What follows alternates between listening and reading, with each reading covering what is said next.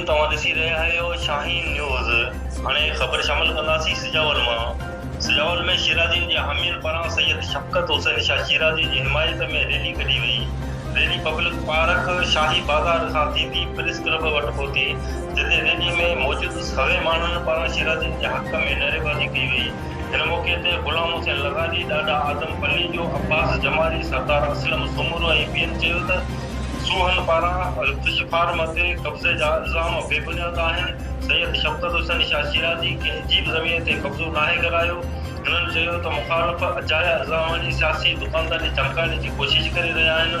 हिननि चयो त शिराज़ी भाइरनि हमेशह ग़रीब माण्हुनि जी ख़िदमत कई आहे। हिननि शिराज़ीन ते लॻायल इल्ज़ामनि जी